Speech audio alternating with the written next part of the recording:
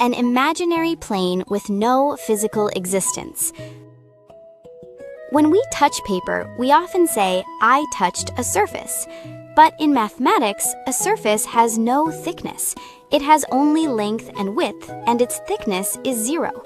To say that something is visible means that light reaches it, reflects, and enters the eyes. But something with no thickness has no place to receive light at all. So a mathematical surface is not really something to see, but more like an agreement that exists only in the mind.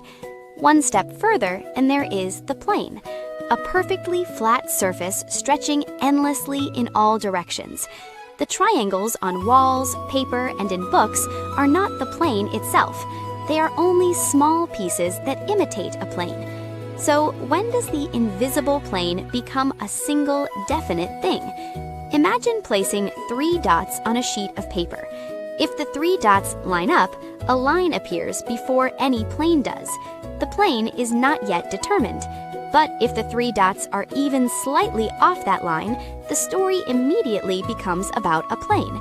Those 3 points quietly fix one plane that contains them. Straight lines are similar. If 2 lines meet at a point, the plane that contains them is naturally determined. The straight lines do not even have to meet. If they are parallel, the plane that holds them is still naturally determined. In the end, the moment a reference appears, a plane settles into one following that reference.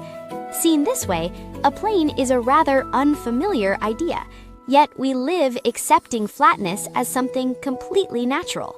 When walking, we check whether the ground is even. A bicycle feels steadier on a flat road.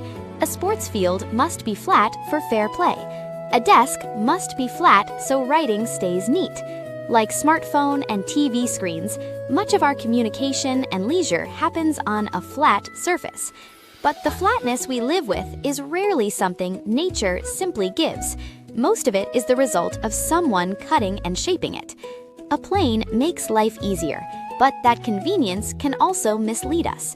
When the habit of seeing the world only as flat becomes fixed, we miss the space that nature holds. Because of differences in scale and viewpoint, what feels flat to us is often not. A ship on the sea seems to run across a flat ocean, but the coastline is curved and Earth is round. The moment Earth is seen from space, the sense of flatness we relied on dissolves at once, like an ant feeling the ground as an endless plain, while a giraffe from a higher height sees the same ground as more curved. Because a plane is an imagined concept, it carries many philosophical meanings. Flatness, smoothness, horizontality, and predictability make movement and activity easier, supporting social efficiency and economic usefulness. At the same time, a plane can evoke monotony, sameness, and dullness. Calling a suppressed emotional state flat may be borrowing that feeling of erased curves and resonance. It is hard to say that a plane itself is good or evil.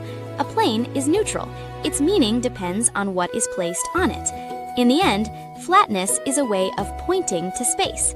Whether it's literal flatness or flatness used as a metaphor, it rests on the same base, a state made steady by reducing change. Because of that stability, life becomes faster, more precise, and more predictable. Still, it may be necessary at times to step off that unchanging stage for a moment.